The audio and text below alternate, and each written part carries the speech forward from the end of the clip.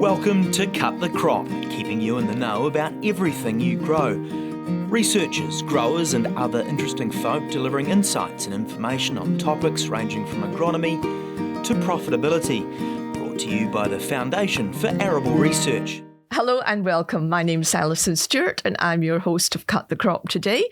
And today we have our resident farm maize expert, David Densley, with us. Hello, David. Welcome. Hello, Alison. Great to be behind the mic again. Yeah. So today we're going to talk about FAR's annual maize conference, which is going to be up in Hamilton on the 12th and 13th of February next year.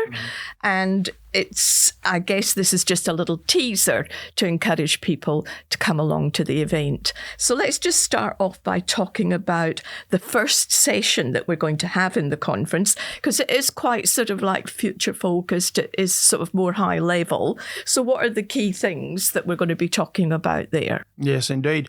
And you're right. I mean, I'm here to try and get people along because I think as a maize industry, we need to come together. We need to come together often because I think we can be stronger together, if you like. So this is actually, our maize conference is actually every second year. So our first conference was right when COVID hit. And so we had a virtual conference, and then we had a Premier Field Day event last year. No, it was this year when we had Gabriel. So this conference, the one coming up in February, the 12th and 13th, will be the first time we'll have an opportunity to come back together again as a group in person. So you hope. We hope. Let's hope that nothing sort of intervenes there. So you're right. So when we designed the conferences, New Zealand, as you know, Alison, right? So you're well-travelled, as I am. New Zealand is isolated and down and a long way from everywhere. And so, but what we do in our own little world is it reaches out into the world, into the global space. And so we need to understand from a global level what is going on as far as the food security is concerned around, the environmental piece as well, and around climate change and how that's impacting the whole global trade. So we're going to start out quite wide and look at it from an international perspective. And we've got Nestle coming along, whether they're going to be attending in person or virtually. We're not sure yet. Let's hope they're in person. But they're going to talk about, they're a giant global food manufacturing company that buy product from farmers. And so they're going to talk about their approach to future food security and feed security and what they're requiring from their farmers, because their consumers are requiring that as well. So we're going to hear about that. Now, why is that important? Because that actually impacts us down here in Aotearoa. So what about I see that we're going to have some grower panels and things like that. What are you wanting to achieve out of those kinds of sessions? Yeah, so what we do is so if we go back a step and think about our focus with the conference, and this focus is like our focus with research. So we try to talk about profitability. So what some of the practices that we can do on farm that drive our profitability. And then we think about resilience. Resilience is a big word, and being more resilient to environmental factors is important now and will become more important in the future. And then the third part is the environmental piece. So to your question around the environmental, to your question regarding the grower panel, we're going to talk to each of these different grower panels about one of those topics. So what they might be doing, from a profitability point of view. So some of the things that they're trying on their farm, or from a resilience point of view, or from an environmental perspective. And so we're going to hear their story, Alison. But before that, so before we have each of the farmer panels present, we're going to talk about some of our research in that specific area, what we've been doing in that space, and then the farmer panel will come in behind that. And so we think that'll engage some really great conversation. And is this all going to be focused sort of in the event centre, or are we going to be going out and having a look at some of the things that FAR has been up to?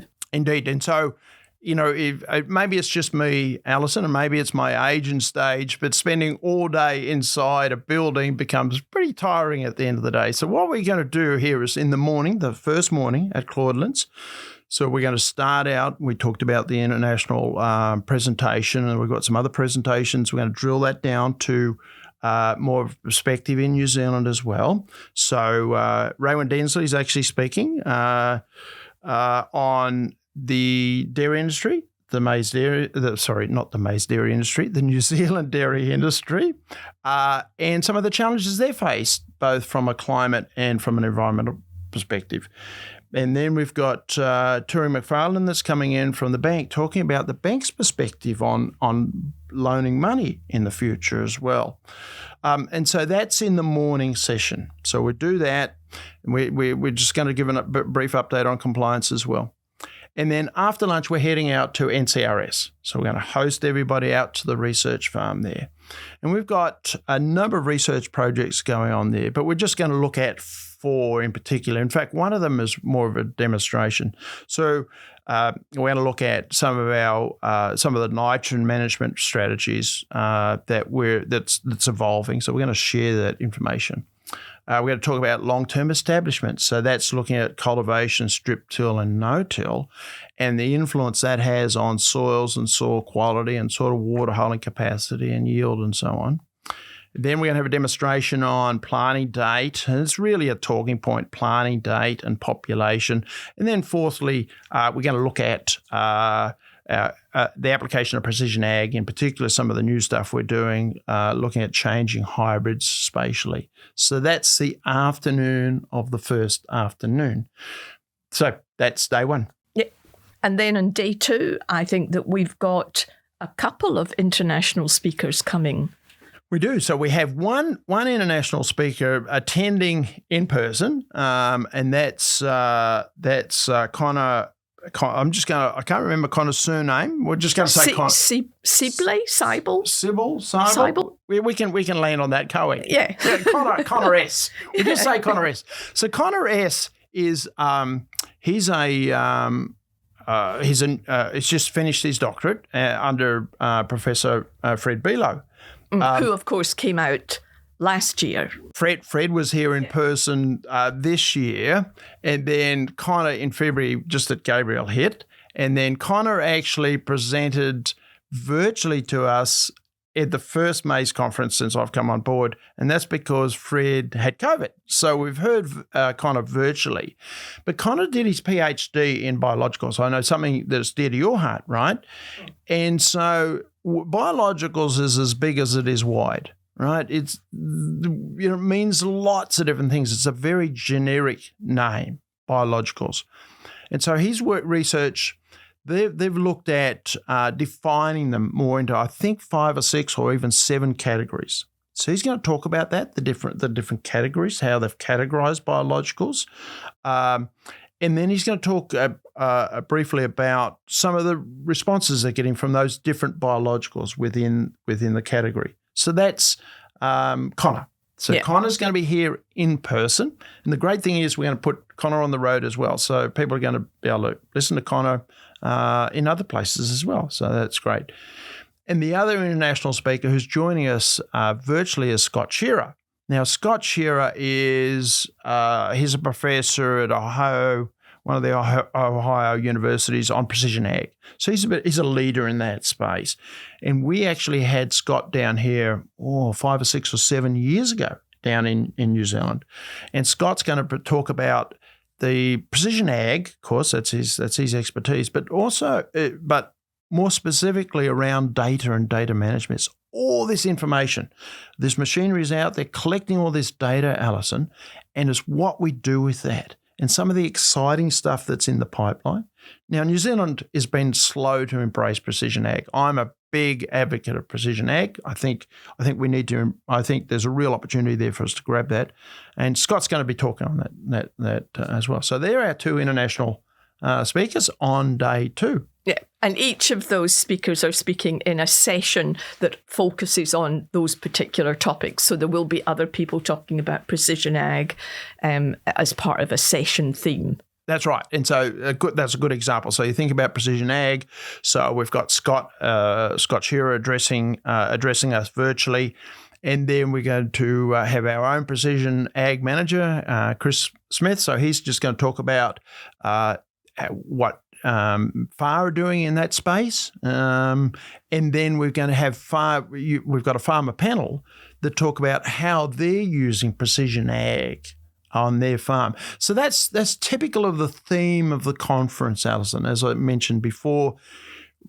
So around resilience, for example. So we're going to talk about our research around resilience, what that's looking like, and then have some farmers that are applying some of these practices on farm to try and bring resilience. Yeah. So we think it all ties in together.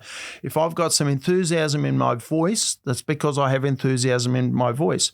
We need the industry, farmers in the industry, to come along to the conference, because not only because of the content here, Alison, but there's an opportunity, of course, just to be talking and sharing ideas amongst each other. That's how the industry you can gain some strength and grow into a bigger industry. And it's interesting because in FAR's conference that we had in July down here, we did some grower panels, and they were absolutely the things that the growers in the audience enjoyed the most. Yeah. And so it is, and it comes back to that whole GLC, program, growers learning from growers.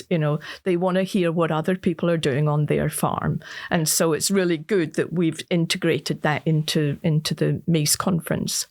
And what we've attempted to do, even though this is going to be in the Waikato, and I get the fact that most of our maize research is in the Waikato, but what happens if I'm in South Canterbury or if I'm in Northland?